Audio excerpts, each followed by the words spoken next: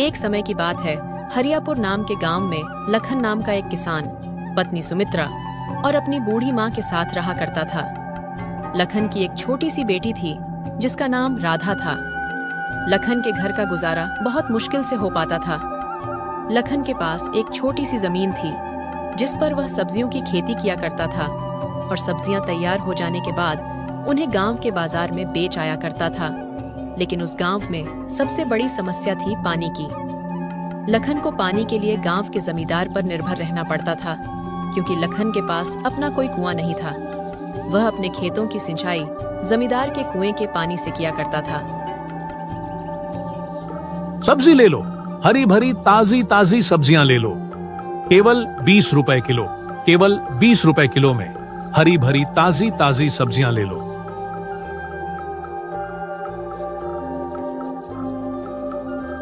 अरे लखन बेटा, कैसे हो? घर में सब ठीक तो है ना? और राधा बिटिया कैसी है?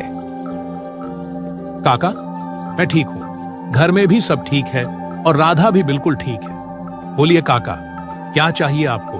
बिल्कुल ताजी ताजी सब्जियां हैं, अभी अभी खेत से तोड़कर लाया हूँ। बोलिए, क्या बांध दूं आपके लिए? लखन बेटा, मेरे लिए 1 किलो टमाटर और 1 किलो खीरा बांध दो। ठीक है काका, अभी बांध देता हूँ।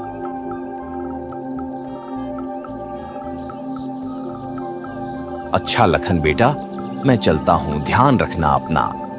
ठीक है काका, आप भी अपना ध्यान रखना और काकी को मेरा नमस्ते कहना।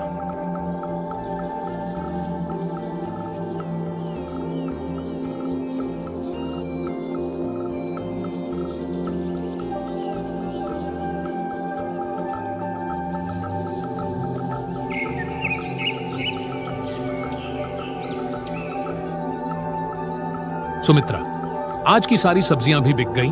यह लो, ये पैसे संभाल के रख देना। मैं सोच रहा हूं इस बार खेती के लिए बाजार से अच्छी गुणवत्ता वाले खाद ले आऊं। इससे हमारी सब्जियों की पैदावार और अच्छी होगी। जी, ये तो बहुत ही अच्छा विचार है। जितनी अच्छी सब्जियां होगी उतना ज्यादा लोग हमारी सब्जियां खरीदना पसंद करेंगे। एक दिन लखन अपने खेतों में काम कर रहा था। तभी वहां पर जमींदार दयानंद आता है और लखन से कहता है, लाखन भाई कैसे हो? खेतों का काम कैसा चल रहा है? मैं ठीक हूं दयानंद जी, और खेतों का काम भी ठीक चल रहा है। मैं यह कह रहा था लखन भाई कि मैं तुम्हें बहुत सालों से अपने कुएं से पानी दे रहा हूं, पर इस साल मैं तुम्हें अपने कुएं से पानी नहीं दे पाऊंगा। पर क्यों दयानंद जी, मुझसे कोई भूल हुई है क्या? नहीं लखन भाई, वह बात नहीं है। दरअसल तुम्हें तो पता ही है ना कि इस साल कितनी गर्मी बढ़ी है। इस साल की गर्मी ने तो सारे साल का रिकॉर्ड ही तोड़ दिया है। मेरे कुएं का पानी दिन प्रतिदिन सूखते जा रहा है, और अगर ऐसे में मैं तुम्हें भी पानी देता रहा तो आगे आने वाले दिनों में मेरे खुद के लिए भी पानी नहीं बचेगा। इसीलिए मैं अब तुम्हें पानी नहीं दे पाऊंगा, तुम अपना देख लेना। आप मेरे साथ ऐसा क्यों कर रहे हैं दयानंद जी? ऐसा मत करिए। भला मैं कहां से पानी लाऊंगा? इतने सालों से तो मैं आपसे ही पानी ले रहा हूं, और अगर आपने अब पानी देना बंद कर दिया तो बिना पानी के मेरे खेतों की सारी सब्जियां सूख जाएगी। दयानंद जी, ऐसा मत कीजिए। देखो लखन, मैं भी मजबूर हूं। इस गर्मी ने सबकी हालत खराब कर दी है। मैं कुछ नहीं कर सकता, तुम अपना देख लेना। ये सुनकर लखन मन ही मन बहुत दुखी हो जाता है और घर जाकर सारी बात अपनी पत्नी को बताता है। ये क्या हो गया भाग्यवान? अब यह कौन सी नई विपदा आ पड़ी है? अब हमारे घर का गुजारा कैसे होगा? बिना पानी के हमारे खेतों की सिंचाई कैसी होगी? हे प्रभु, आप तो सब देख रहे हैं ना। अब आप ही कुछ हमारी मदद करो प्रभु, हम बड़ी दुविधा में हैं। लखन जी, आप चिंता मत कीजिए। एक बार मैं दयानंद जी से बात करके देखती हूँ। यह कहकर सुमित्रा जमींदार से मिलने उनके घर की ओर निकल पड़ती है। दयानंद जी, ओ दयानंद जी, घर में हो कि नहीं? अरे कौन है भाई? रुको, आता हूं आता हूं। अरे सुमित्रा, तुम हो? कहो मेरे घर कैसे आना हुआ? दयानंद जी, मुझे लखन जी ने बताया कि आपने हमें कुएं का पानी देने से मना कर दिया है। सुमित्रा बहन, यह बात सच है कि मैंने लखन को अपने कुएं का पानी लेने के लिए मना कर दिया है, और इसकी वजह भी तुम्हें लखन ने बता ही दी होगी। पर दयानंद जी, आप यह तो सोचिए ना कि हम इतने सालों से आप ही के कुएं के पानी से अपने खेतों की सिंचाई कर रहे हैं। हमारे पास कोई दूसरा साधन भी नहीं है। ऐसे में हम पानी कहाँ से लाएंगे और अपने खेतों की सिंचाई कैसे करेंगे? देखो सुमित्रा बहन, मैंने इतने सालों तक तुम्हें अपने कुएं का पानी दिया है और मैंने तुम्हें कभी भी पानी लेने से मना नहीं किया। लेकिन इस बार बहुत भारी गर्मी पड़ी है। मेरे कुएं का पानी सूख कर बिल्कुल कम हो गया है। अगर मैं तुम्हें अपने कुएं का पानी देता रहूंगा तो इस गर्मी में मुझे पानी की बहुत परेशानी होगी। सुमित्रा जमींदार दयानंद को कुएं का पानी देने के लिए बहुत मनाने की कोशिश करती है, मगर जमींदार नहीं मानता है और सुमित्रा दुखी होकर थक हार अपने घर की ओर निकल पड़ती है। क्या हुआ सुमित्रा? जमादार जी ने क्या कहा? लखन जी, जमींदार जी ने पानी देने से मना कर दिया। वह कह रहे थे, अगर मैं तुम्हें पानी देता हूँ तो मुझे गर्मियों में बहुत परेशानी होगी। पानी के बिना क्या होगा भाग्यवान? हमारे सारे खेत तो सूख जाएंगे। दोनों पति पत्नी इस बात से बहुत दुखी थे। लखन को तो आज रात बिल्कुल नींद ही नहीं आ रही थी। वह बस अपने खेतों के बारे में ही सोच रहा था। सोचते सोचते लखन को एक विचार आता है। हमारे पास इतने पैसे तो नहीं है कि हम मजदूर से कुआं खुदवा सके, लेकिन मैं सोच रहा हूं अगर कुआं खोदने का काम मैं अकेले ही शुरू कर दूं तो? हाँ, यही ठीक रहेगा। अरे सुमित्रा, सुनती हो? क्या हुआ लखन जी? आप सोए नहीं अभी तक? सुमित्रा, मुझे एक विचार आया है। क्यों ना हम खुद से अपना कुआं खोदें? जी, विचार तो आपका बहुत अच्छा है, लेकिन अगर हम दोनों ही कुआं खोदेंगे तो इसमें हमें काफी दिन लग जाएंगे।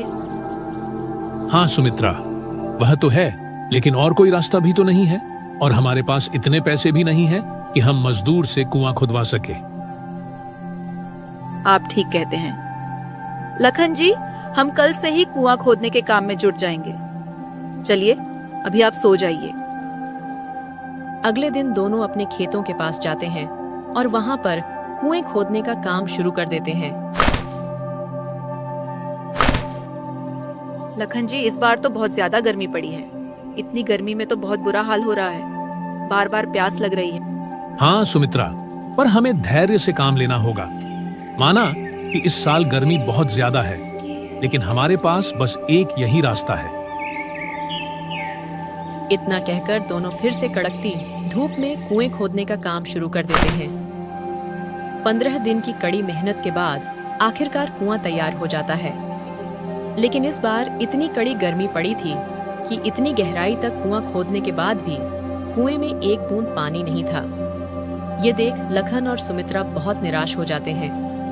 निराश मन से दोनों घर आ जाते हैं और अपनी आंगन के पेड़ की छांव में बैठकर आराम करते हैं।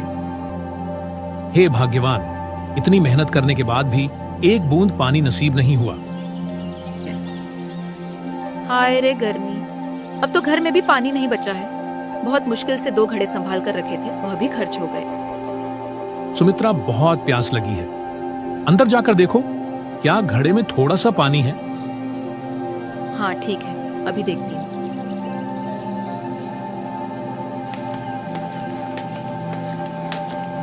घर में बहुत थोड़ा सा ही पानी बचा था। सुमित्रा पानी का ग्लास लेकर बाहर आ जाती है।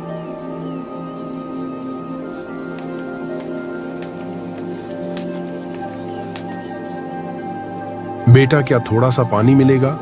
बहुत प्यासा हूँ, गला प्यास से सूखे जा रहा है। दूर दूर तक कहीं पानी नहीं दिखा।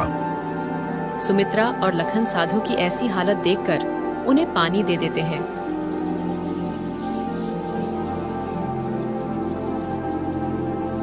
मुझे माफ करना बाबा, हम गरीबों के पास इतना भी नहीं है कि पानी के साथ आपको कुछ मीठा दे दें। बस एक यही पानी है, आप इसे पीकर अपनी प्यास बुझा लीजिए।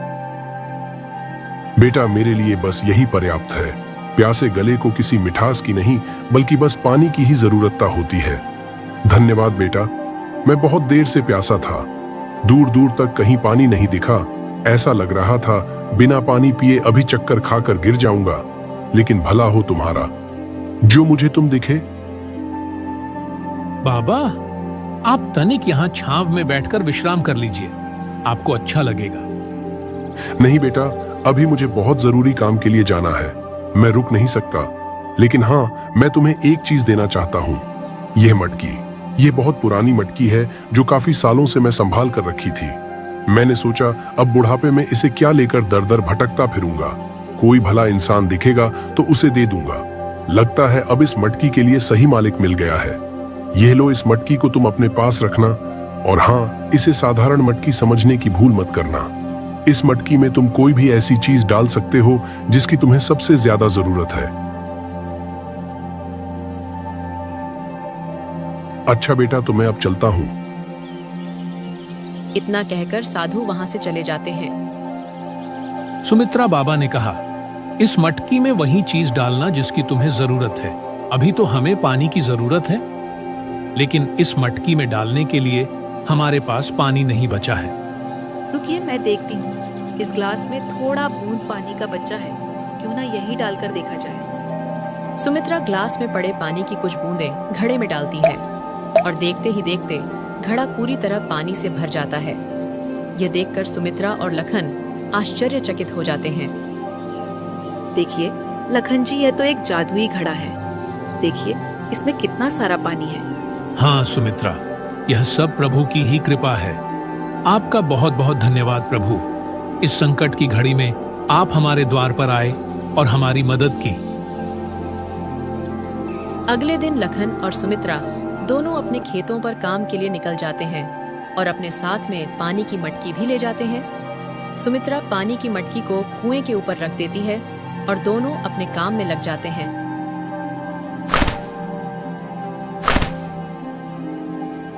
कड़कती धूप में काम करने के बाद लखन को प्यास लग जाती है और वह सुमित्रा से कहता है, सुमित्रा, जरा मटकी में से थोड़ा पानी तो लाना, बहुत प्यास लगी है। ठीक है जी, अभी लाई। सुमित्रा मटकी में से पानी निकालती है। गिलास में से पानी की कुछ बूंदें कुएं में गिर जाती हैं और देखते ही देखते कुआं लबालब पानी से भर जाता है। यह देखकर सुमित्रा बहुत आश्चर्य में होती है और वह लखन को बुलाती है। अजी सुनिए, देखिए इधर यह क्या हुआ। अरे भाग्यवान, क्या हुआ है? आइए ना, देखिए ये कैसा चमत्कार है। हाँ भाग्यवान, आता हूँ। लखन जब कुएं के पास देखता है तो कुआं लबालब पानी से भरा था। ये देखकर लखन भी बहुत आश्चर्य में था। अरे सुमित्रा, यह तो चमत्कार ही हो गया। हमारे कुएं में पानी आ गया। अब हम अपनी खेतों की सिंचाई बहुत आसानी से कर सकेंगे। लेकिन सुमित्रा, मुझे लगता है इस खुशखबरी को हमें पूरे गांव में बांटना चाहिए, क्योंकि इस साल भारी गर्मी पड़ी है। लोग भी गर्मी से बहुत परेशान हैं, और खासकर इस गर्मी में पानी से। मुझे लगता है हमें लोगों को बताना चाहिए और उनकी पानी की जरूरत को पूरा करना चाहिए। हाँ, और अब इस गर्मी में हमें पानी की समस्या भी नहीं होगी। हाँ जी, आप बिल्कुल सही सोच रहे हैं। लखन अपनी कुएं की बात पूरे गांव वालों को बताता है। मेरे प्यारे मित्रों और भाइयों, मैं जानता हूं कि हमारे गांव में इस बार बहुत पानी की समस्या हो गई है। बहुत ज्यादा गर्मी पड़ने की वजह से कुओं पानी सूख गया है। इस समस्या का समाधान मैंने ढूंढ निकाला है। मैंने एक कुआं खोदा है और उसमें बहुत सारा पानी है, और मैं चाहता हूं कि मेरे साथ साथ आप गांव वासी भी उसे पानी का इस्तेमाल करें। अरे लखन भाई, आपका बहुत बहुत धन्यवाद। हम काफी दिनों से पानी से परेशान थे। हमारे भी कुएं सूख गए हैं। लखन भैया, मैं भी पानी के लिए कई दिनों से परेशान थी। आपने इस समस्या का हल निकाला है। भगवान आपका हमेशा भला करेगा। धीरे धीरे गर्मी बहुत बढ़ती जा रही थी। गांव के सारे कुएं सूखे जा रहे थे। अब गांव में केवल एक ही कुआं था जिसमें पानी था। वह था लखन का कुआं। गांव के लोग लखन के कुएं से पानी ले जाया करते थे। वहीं दूसरी तरफ अब जमींदार का कुआं बिल्कुल सूख चुका था। उसके कुएं में एक बूंद पानी नहीं बचा था, जिसकी वजह से जमींदार बहुत परेशान हो गया था।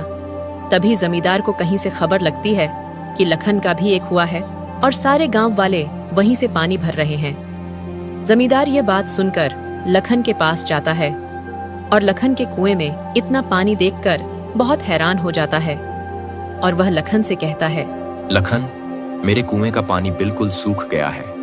मेरे कुएं में एक बूंद पानी नहीं बचा है। क्या तुम मुझे अपनी कुएं का पानी दे सकते हो? हाँ जमींदार साहब, आप यह कैसी बातें कर रहे हैं? भला इसमें भी कोई पूछने की बात है? इतने सालों तक आपने हमारी मदद की है और इस मुश्किल की घड़ी में हमें एक साथ मिलकर रहना चाहिए। आप जितना चाहे उतना पानी यहाँ से ले सकते हैं। लखन की यह बात सुनकर जमींदार को अपनी गलती का एहसास होता है और वह लखन से माफी मांगता है। लखन, मुझे माफ कर दो। मैंने तुम्हारे साथ बहुत बुरा व्यवहार किया। इस मुश्किल घड़ी में मैंने तुम्हारा साथ छोड़ दिया था, लेकिन तुमने मेरा साथ नहीं छोड़ा। धन्य हो तुम्हारे जैसे लोगों का। तुम्हारे जैसे लोगों की वजह से इस धरती पर अच्छाई अभी जिंदा है।